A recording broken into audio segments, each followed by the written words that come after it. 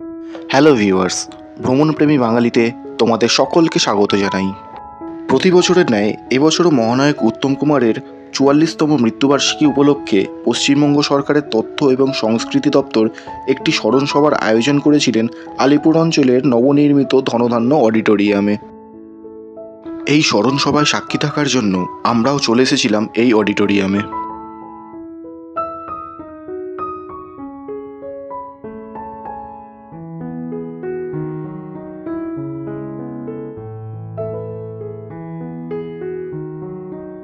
এই স্টেডিয়ামের ১১ নম্বর গেট দিয়ে আমরা ভেতরে প্রবেশ করেছিলাম। এই অডিটোরিয়ামের মধ্যে রয়েছে মোট ৩টি থিয়েটার হল, ২টি বোর্ড রুম এবং ৬টি গেস্ট রুম। ২টি করে লিফট ছাড়াও প্রতিটি ফ্লোরে ওঠার জন্য রয়েছে এসকেলেটর।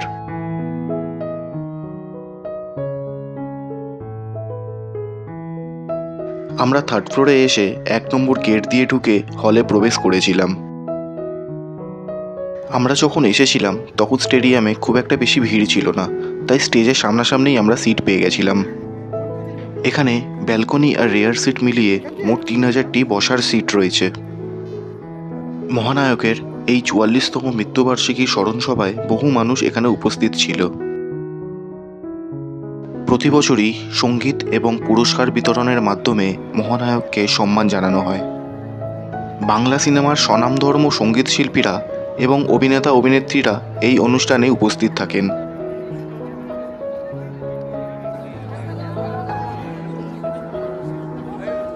এই পুরো হলঘরটি ৬০০ ফুট লম্বা এবং ২৫০ ফুট চওড়া।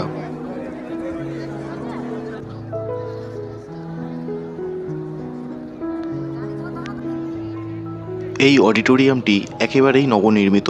২০২৩ সালের ১৩ই এপ্রিল মুখ্যমন্ত্রী মমতা বন্দ্যোপাধ্যায় এই ধনধান্য অডিটোরিয়ামটি উদ্বোধন করেছিলেন।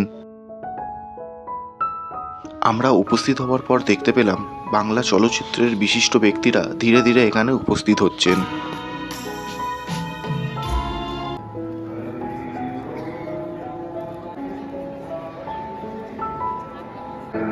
এই স্মরণ সভায় উপস্থিত ছিলেন রাজ্যের মুখ্যমন্ত্রী মমতা বন্দ্যোপাধ্যায়। তিনি প্রদীপ প্রজ্বলন ও মাল্যদানের মাধ্যমে এই অনুষ্ঠানের শুভারম্ভ করেছিলেন।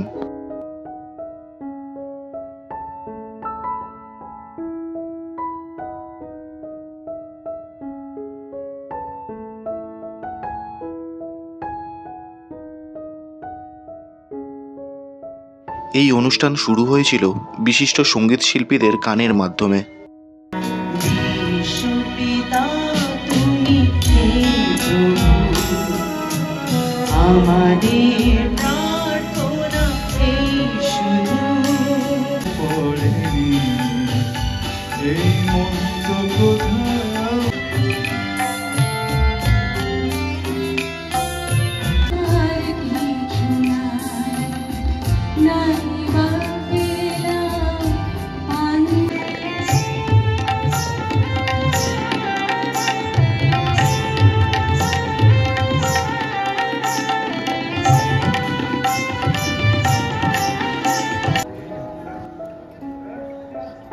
সঙ্গীত অনুষ্ঠানের মাঝে মহানায়ককে মাল্যদান ও সম্মান জানানোর জন্য সকল বিশিষ্ট ব্যক্তিদের মঞ্চে ডেকে নেওয়া হয়েছিল।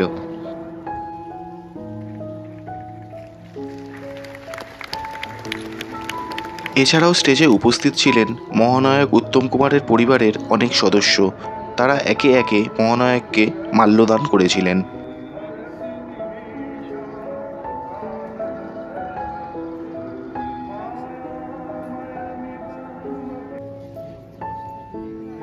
অনুষ্ঠানের মাঝে বাংলা সিনেমার অভিনেতা ও অভিনেত্রীদের মহানায়ক সম্মানে সম্মানিত করার জন্য স্টেজে ডেকে নেওয়া হয়েছিল।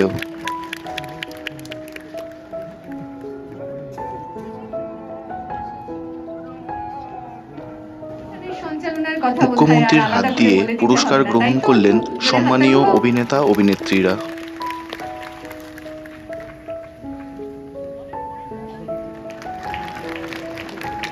১৯৮১ সালে ছোট বকুলপুরের যাত্রী চলচ্চিত্রের মাধ্যমে তার আত্মপ্রকাশ। তার অভিনীত অসংখ্য ছবির মধ্যে রয়েছে হারবার, মেঘে ঢাকা তারা, টেনিদা, গুরুস্থানের সাবধান, মহালয়ার মতো চলচ্চিত্র। তার বাংলা ছবিতে কমেডিয়ানের চরিত্রে যে অভিনয়, তা আমাদের প্রতিনিয়ত মুগ্ধ করে চলেছে। বাংলা ছবিতে না ছবিতে তার প্রথম অভিনয়ে দেখেছি আমরা ফ্যাশন জগতের পাশাপাশি বাংলা ছবিতেও ককপিট, কিডন্যাপ, সুইজারল্যান্ড, ব্যোমকেশ ও দুর্গ রহস্য ইত্যাদি, তাতে আমাদের সকলকে তিনি মুগ্ধ করেছেন তার অভিনয় দক্ষতার। জীবনমুখী ধারার এক অগ্রগণ্য শিল্পী নচিকেতা চক্রবর্তী। এবছর মহানায়ক সম্মানে সম্মানিত করা হয়েছে সঙ্গীত শিল্পী নচিকেতা চক্রবর্তীকে। ভালো আছি অ্যালবাম প্রকাশের পর আমরা তার সম্মান প্রদান করতে পেরে তাকে আমরা অত্যন্ত গর্বিত।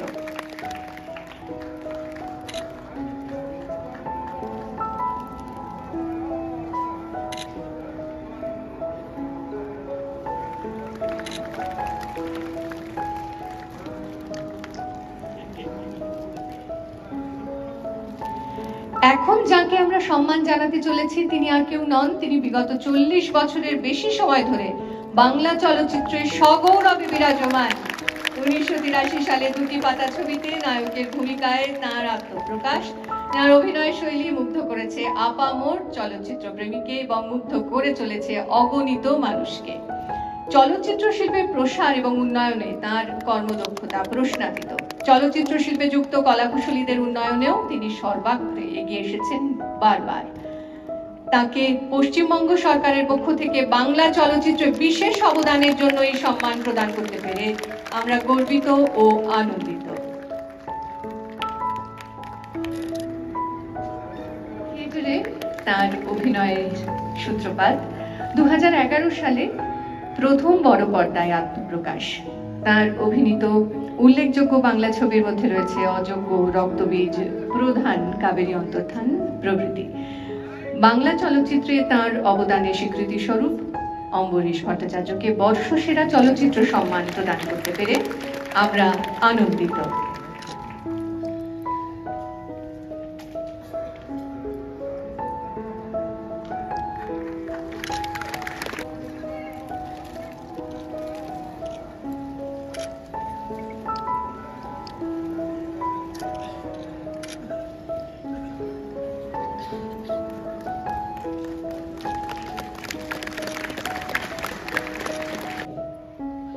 আমরা বিশেষ করে তাকে হয়তো দেখতে পাইনি, কিন্তু তার ছবি খুব ছোট্টবেলায় মায়ের সাথে যখন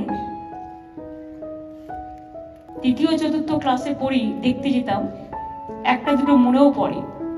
আর আমরা পুরো বাংলা গানের পোকা ছিলাম তখন। পুরস্কার বিতরণের পর আবারও শুরু হলো সঙ্গীত অনুষ্ঠান। সঙ্গীত শিল্পীরা মহানায়ক উত্তম কুমারের সিনেমার গান গেয়ে মহানায়ককে সম্মান জানাবেন।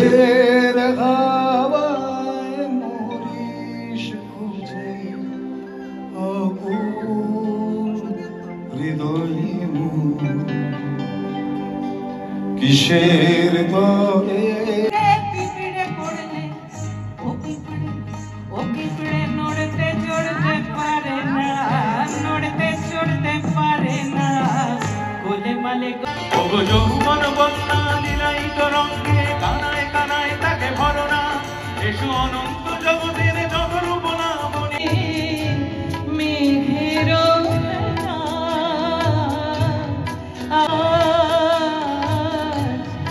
আকাশ পারে থাকে না পারে পিছে এই পিছুড়া চিনা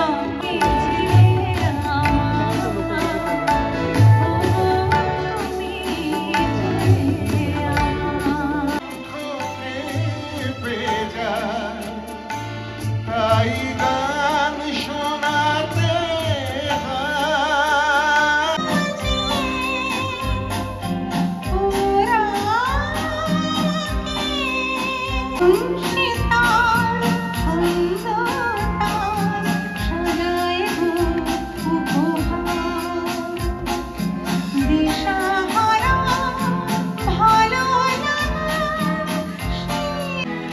যদি দেখো, যদি দেখো দুজনে যাচ্ছি আগে, পৃথিবী বদলে থাকে তাতে কি সময় চিরদিন শুধু হয়ে যায় থেমে, সে তো থাকে না। অনুষ্ঠানের শেষে সমস্ত শিল্পীদের চলে যাওয়ার পরে অনেক সাধারণ মানুষেরা স্টেজে উঠে পড়েছিল মহানায়কের সাথে ফটো তোলার জন্য।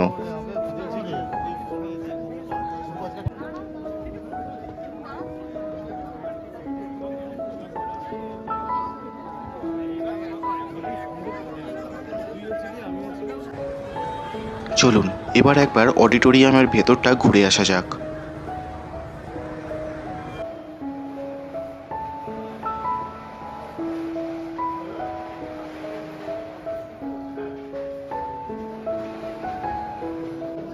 এখানেই অনুষ্ঠান শুরুর আগে মুখ্যমন্ত্রী মমতা বন্দ্যোপাধ্যায় প্রদীপ প্রজ্বলন ও মাল্যদান করে অনুষ্ঠানে শুভ সূচনা করেছিলেন।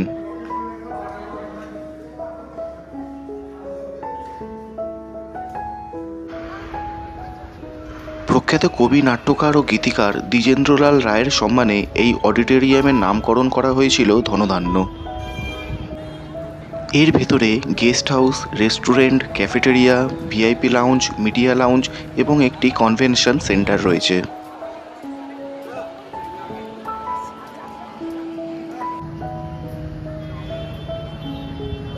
এই অডিটোরিয়ামটি শঙ্খের আকারে ডিজাইন করা হয়েছে। রাতের বেলায় সমস্ত আলো জ্বলে উঠলে এই অডিটোরিয়ামটি আরও বেশি সুন্দর লাগে। পুরো অডিটোরিয়ামটাই লোহার কাঠামো দিয়ে তৈরি। তোমরা যে আলোর বাহার দেখছো সেটা আনা হয়েছে জাপান থেকে। 33,000 রং ফুটে উঠবে আলো জ্বললেই। পুরো অডিটোরিয়ামটি লম্বায় 510 ফুট এবং চওড়ায় 210 ফুট। এই অডিটোরিয়ামটি দিনের আলোয় দেখতে লাগে তুষার শুভ্র শঙ্খের মতো, আর রাতের অজস্র আলোর ছটায় দেখতে পাবেন চোখ ধাঁধানো মোহময়ী রূপ। রাতের অন্ধকারে পাখির চোখে এই অডিটোরিয়ামটি কেমন দেখতে লাগে একবার দেখুন।